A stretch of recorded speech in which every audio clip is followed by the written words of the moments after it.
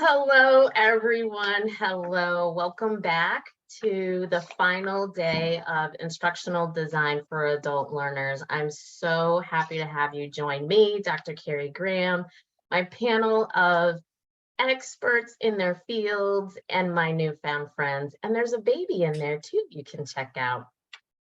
There we go. And for those of you returning, again, thank you so much for registering to spend the week with me.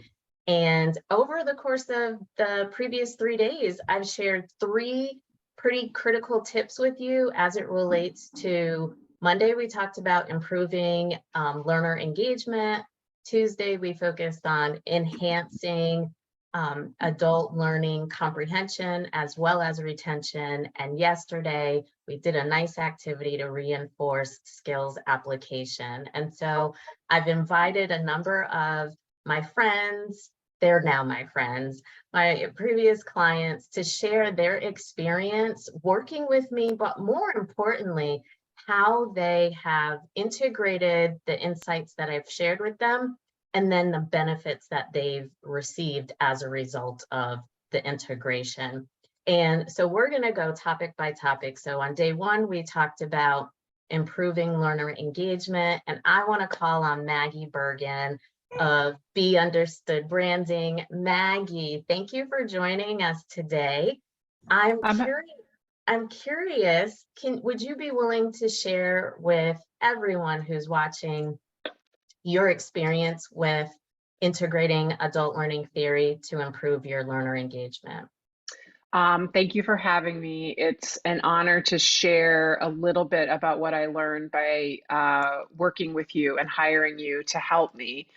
I am a brand strategist, and one of the things I say to my clients is your zone of genius is different from your ability to talk about your zone of genius. And if I'm going to say that to my clients, then I need to walk the walk and talk the talk. So when I was building my brand strategy course, it was important to me to recognize that my zone of genius is very different from teaching. Conveying information to adult learners is not my zone of genius. It's nothing that I know anything about. And I sought the expertise and guidance of a person with a PhD in that subject. Thank goodness I found you, Carrie. So Carrie, you helped me take my curriculum. Well, curriculum is my zone, I know the things I want to get into the heads of my adult learners, and you helped me build the structure of the program so that that could actually happen. So just off the top of my head, some of the things that you shared with me that we integrated into the program were scaffolding, giving specific examples for adult learners that relate to their life, like immediately, not so that it's not some esoteric something over there, and asking engaging questions. Basically, it feels like constantly, but it's probably not. It's probably like every 5 or 10 minutes, I'm asking them to reflect on the things that I'm sharing with them. So if I hadn't walked the walk and talked the talk and had the opportunity to work with you, I would be be thinking that I was conveying information, but I wouldn't really be, because I wouldn't be integrating those on the ground specific actionable tools that you shared with me. So I get great feedback. People leave my course singing praises about it, and I think that's large. I think it's a little bit me, but I really think it's because you showed me how to craft presenting information in a way that actually lands.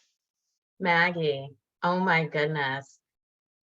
Thank you for sharing your experience. I consistently told Stephen when I worked with him that he was a star pupil, but Maggie, I think you just got valedictorian because you totally, like, you restated the key things that we talked about, which demonstrates you're implementing it. And that just makes my heart absolutely sing. And I'm so joyful for you and your business, and more importantly, for your clients in particular, around putting forth their branded marketing that really hits the nail on the head for them. So Maggie, thank you so much for sharing that. It's so good to hear.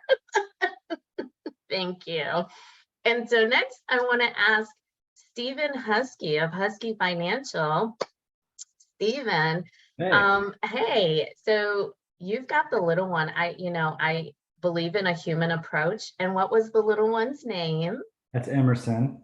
Emerson. Oh my Yeah, goodness. he's tearing up So my kitchen right now, so that's why I keep looking around. they're just around. Yeah. So Stephen, I had such a pleasure to work with you, and you were really a shift for me since you work in the financial sector, money management sector. And I want to ask you to share your experience with me as it relates to supporting learner comprehension as well as retention, because on our first meeting, you shared how important financial literacy is to you, and that's a core value, which I absolutely admire. So given our work together, how have you been able to help people with their learning comprehension and then remembering the information so that they make good decisions? Well, I've got on my standard operating procedures manual now, on my client questionnaire, all of those things. I've got Bloom's taxonomy triangle sitting right there. So we're all constantly going through that with clients. In our first meeting with them, I always ask, how is it that you like to learn best? Are you more of a visual learner? Do you like to read on your own and comprehend that way? Because whichever way it is that you like to learn, I'm going to customize my process to how you learn best. I think a lot of advisors, they flaunt that they have education for clients, but really they just pitch products. And so I wanted to stray away from that, and I wanted to position myself as an expert and a specialist in financial literacy. And I give 101 courses around everything from just pushing a chair down all the way across the room. So we cover insurance and investments in the economy and how returns are made, and what you can do to be a better investor yourself, or if you want to work with a professional like myself, how we can work together. But I think the reason that I came to you is because I wanted to make sure that if I'm saying education is a priority for me in my practice, is that I made it a priority. So creating that curriculum with you and making clients feel they're going through a different experience than they had with previous advisors. And I want to make myself just an overall better educator. So I'm glad that I got to get with you, and I've heard from my clients that I am different. They feel like I'm different. They feel like all the decisions they made regarding the positions that they are now in financially was made on their own, because they had educated to make clear, knowledgeable, and empowered decisions, and they didn't feel pressed to do anything, which is great. I think I might shed a tear or a couple right now, Stephen. That is absolutely amazing. Like I said, you hands down were consistently considered a gold star student for me. And to know that your financial literacy is your focus, and you came into working with me as that being a focus, and to hear you say that you now have been able to empower your clients and that they're making good decisions, it's because they understand and they were able to retain the information. And that just makes my heart sing, because we can all attest to those cases where families are not financially stable, and the impact that has on not only today, but long-term for those families. And so it was such an honor to work with you. And yeah, I think I might be getting a little misty in all seriousness. Like that just makes my heart sing. Thank you so much, Stephen, for working with me and sharing your experience. I really appreciate it. Can I mention one more thing? Because I think people are always in it, like, they're thinking, what is in it for me? Because I'm educating and I've kind of gone that way in my practice. I've been able to make more money from clients because they are empowered to do so. And so they invest more money, they buy bigger insurance policies, they understand the value of those things. And all I had to do was recommend it, and they're like, yes, on board, let's do it. So that was my, what's in it for me. Thank you for saying that. Thank you for, oh my gosh. I'm going to hold it together for this, but as soon as we're done, I'm going to go in a corner and just sob. So You should Stephen, record that for LinkedIn. I might send it to just you all. And thank you for that added piece. That was absolutely amazing. So we've got learner engagement, we've got learner comprehension and retention, and now we are down to skills application. And that is where I want to call on RJ Lewis of RJ Lewis Digital. And I have a very funny story with RJ. It's because, as many of you know, I don't like all things technology, and that is her zone of genius. And that's how we met. So, but RJ, our tables have turned. So there were instances where I was her client, instances where she was my client. And so for full transparency. And so RJ, I want to invite you to share, what did you take away from those times in which we've worked together that has helped you in creating or ensuring skills application around back-end systems, like the back-end systems? Well, okay. So as you know, Carrie, and as I'm sure a couple of people at least know, I really love helping people leverage technology and really make it useful for them. So in working with you or in working with anybody, my biggest struggle is always like how to share my nerdery without it making people's brains explode all over their computers and stuff, or, making them pick up the computer and just throw it across the room. So I like to try to not have assumptions about their learning. And that was a big part of working with you, because you helped me start at that foundational concept and really build via that their scaffolding from that foundation up to where I wanted them to be. So meeting people where they are and being able to help them really understand how these things and the strategy of how this technology really works for them and helps them shine. I really feel like that was crucial. And as far as skills application goes, they are then able to take those concepts and those things that we have learned and push them further. For example, I know a certain doctor that spent the morning working on an automation and like killing it. Exactly, right?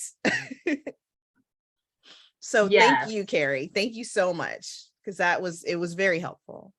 I'm so happy to hear that, RJ. And that's, one of the things that I've learned over the years and decades is that people learn the information, but it's bridging the gap to actually applying the concepts. And as Maggie identified with branding, as Stephen has identified with empowering people to make their own financial decisions, it's that skills application. And, one of the best examples that RJ has implemented, and I love your enthusiasm, RJ. You have learned to slow down your enthusiasm, and you provide me, I'll say you've provided me with a step-by-step process. So instead of you doing it and showing me, click this, click this, click this, whereas I'm always like, where's the cursor going? Now it's, okay, Carrie, you log on and I'm going to walk you through this together. And I think that really has been a great asset to me, RJ, but I can imagine for your other clients, it's also of equal value, and it's an opportunity to practice the skills that you want them to do on their own. And so it has been amazing, and I no longer want to throw my computer out the window there, because you've helped me develop and apply the skills that you've been teaching me. So thank you, especially RJ. Thank you so much. Thank you so much. All right. So we've covered learner engagement. And for those of you that know, if you can get people engaged, they are going to be committed to learning comprehension and retention. And if they understand and remember, they are then going to apply the skills. I'm so happy to have those three panelists sharing their experiences working with me. And then I have someone who has also been an absolute delight to work with, Cynthia Zenti of Integrated Selling. Cynthia, you sit in a unique position because from the other panelists, because not only are you your own business owner, but you actually do work in the corporate sector around sales training and sales department trainings. And so I'd like you to share with me and with everyone else, how has integrating an instructional design for adult learners, how has that impacted your work, not only for your business, but also as a trainer in the corporate sector? Well, greatly. Let's just start with that. And thank you for inviting me. I've been a huge fan of yours, as you know, for a very long time. And when I became aware of you and understood what you did, I'm like, oh, I need to talk to her.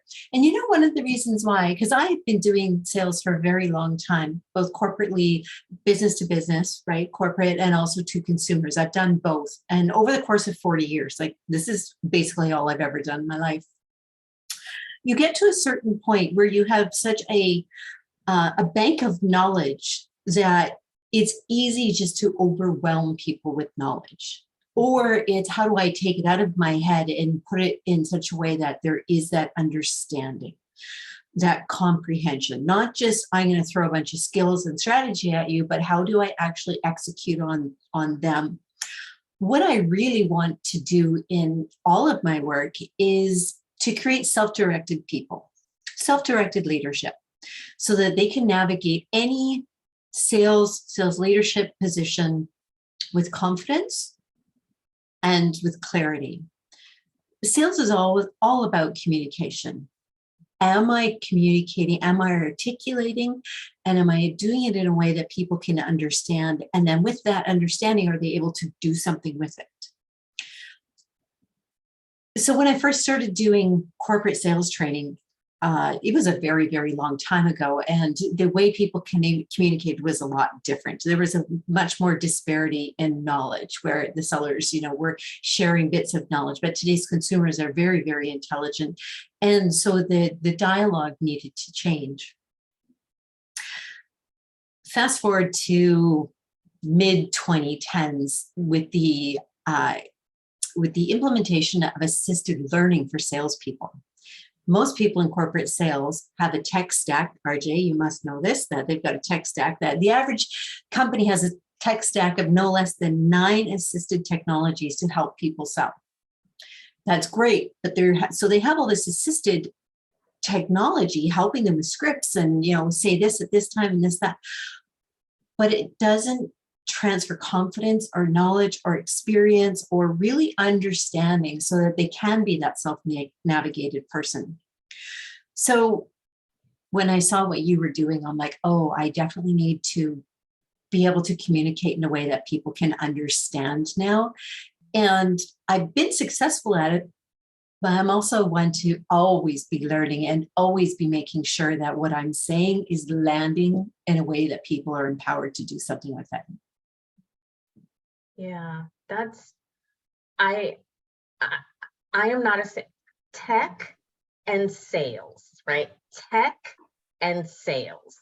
So for me to, yes, again, meet with Cynthia, it was just learning about the world of sales has been absolutely incredible. And you're right, there continues to be a disconnect in learning, application of skills, communication, how we communicate, not only what we're communicating. And it's a conversation that you and I have had over the last year. I'm curious. So that's from a sales training perspective, how has instructional design for adult learners changed your perception, like your personal perception of putting together information, thinking about having conversations with others? Because there was one time you mentioned that to me, that it makes you, adult learning theory causes you to think differently. Yeah, it absolutely does. And for the audience, for those who don't know, I also have a son who's developmentally delayed and nonverbal. So that was also one of my big lessons, is that checking for understanding and checking for clarification, that people are, I hear it all the time. Does that make sense? Does that make sense? People often say that when they're presenting something. Does that make sense? How else can we change our language to make sure we're getting that feedback and understand comprehension? It made me, I think, Maggie, you were talking about RJ slowing down, but also Maggie too. Actually, across the board, everybody was talking about making sure that we're checking in and that people are really getting the message. It can be really easy to assume people understand what you're talking about. Right. And even coming down to agreed upon language, right? We see it all the time in corporate print training, safety training, and things like that. They talk about how to do things, but there's not agreed upon language, right? So even things just like that, it was just, when I understood that this profession existed, this adult learning, it made me stop and assess everything I was doing. What is the absolute purpose of doing this? Is it necessary? How does it bring value? How does it change the results? And that's what I love about it, is that it made me stop and think about the other person more. Yeah, and that's, thank you for saying that, Cynthia. That is one of the key reasons why I also love adult learning theory, is because it truly isn't about us, and it's not about what our expectations are about the outcome. It truly places our focus square on the adult learner, who has a wealth of prior knowledge and experience to draw from, right? Like, we're not the only source of information for them. And so your point is absolutely correct. Absolutely correct. Can I add one more thing to it? Yeah. It really helps, and I'm sure everybody else would agree too. It really helps with making conversations easier and lighter. Yes. And they're so much more fun, Yeah. right? Because when everybody agrees, we don't have to spend time beating around the bush and trying to struggle on how to relate to each other. Mm-hmm. The communication becomes a thing unto itself, and it's all about that goal and that objective. It's not about trying to navigate, well, what do they mean by this and what do they mean by that? It's so much more streamlined.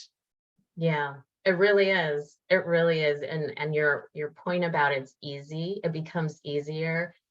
Absolutely. And one thing that I learned from you is to have conversations from a place of curiosity. I never would have thought that goes hand in hand with sales, but you taught me that it does. That's all it is. Right. But when we think about adult learners and supporting their learning needs, it's the same thing. It is absolutely the same thing. We go into the conversation with them or create support resources for them from a place of curiosity. What do they know? What prior experiences do they have? What are their emotional frustrations that get in the way of their potential learning? So I appreciate you saying that. Thank you. So I am incredibly honored, so incredibly honored that you four delightful individuals have taken time out of your day to share your experience with me, but also, and like I said, more importantly, your experience with integrating instructional design for adult learners and sharing the outcomes and the ways in which you've benefited from that work. I, again, want to be mindful of the time, so we're moving down to the end, and I do want to open it up. Is there any one of my panelists that would like to offer a final word to anyone that's listening or watching the recording? I would like to just point out like the last 25 minutes is exactly what it's like to be with you in conversation about building effective, for me, an effective course. You are the calmness, the curiosity, the asking of questions, even of us who, I mean, those are all experiences that that's exact. I mean, how you are right now is exactly how you are to work with. It is just a really deeply satisfying process. So thank you for sharing. Thank you for sharing yourself with us, Carrie. Thank you for that, Maggie. I appreciate that. I'm a firm believer in calm all the way. Calm, calm, calm, calm. Stephen, was there something that you wanted to offer?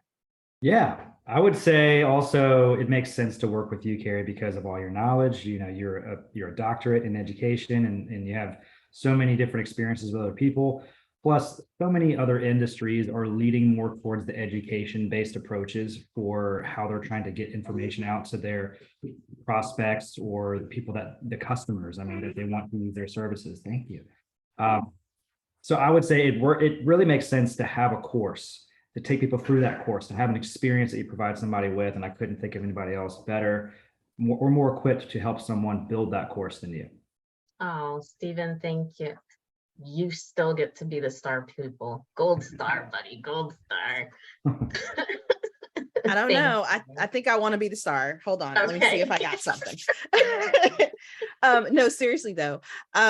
Something that I found interesting in listening to our stories and listening to what we've been discussing today is that you have 4 different people from 4 different industries. And it is like modeling perfectly the application of a framework to take you through and get repeatable results. Yeah. Look at Do I get that star? you get the star, RJ. You get the star. You get the star. You get the star. That's a good one. Cynthia, are you in closing? You'll have the final word. Well, the salesperson over here is like, how is it I don't have the star? We got class perfecter, we got valedictorian, you got the star. I'm like, wait a minute, something's out of line here. Just kidding, just kidding. I love humor. That's another thing that adult learning can definitely introduce to humor as well. Yeah, it's very universal. I'm going to say this because I talk to hundreds of people. I mean, I've talked to hundreds of thousands of people over my career, right? And, in any given day, I can talk to tens of people, I can talk to hundreds of people or whatever, right? And I see there's such a definite lack in communication. Most of us stop our communication skills at the probably high school level-ish, and then we carry that into the rest of our professional lives. But our experiences outgrow that. Yeah. Right? We experience things at a different level, but we don't have the right language and capacity to match up to where we are. So I love it because it helps people really elevate their experiences and how they're able to learn and understand and show people a different way that they can be. So I love it. I'm a big fan. Where's my star? You get 2. You get 2. You get 2. You get 2 stars. Just kidding. No, you know what, Cynthia? You get a platinum. You get a platinum star. You get a platinum star. Oh my goodness. I absolutely love the work that I do. I recognize that I was blessed with the opportunity to do the work, and I am equally blessed in having crossed paths with each of you and have been able to not only call you past clients, but also to call each of you my friends. And that is something that's really important to me, is that when I work with people that we do develop a long-term relationship and connection. So thank you, my friends. Thank you, thank you, thank you. And as I said, and this one's for my sales friend over here.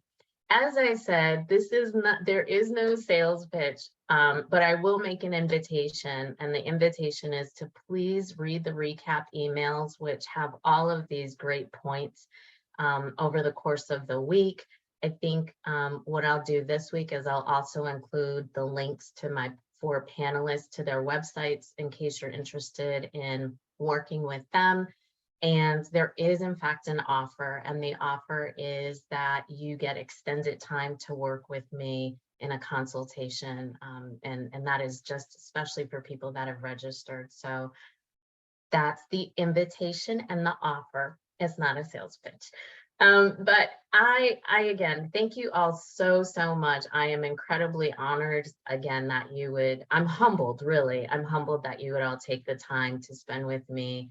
And thank you. I'm excited. I'm excited. So with that, I'm going to say have a wonderful evening, and I wish you much prosperity in the last quarter of 2022.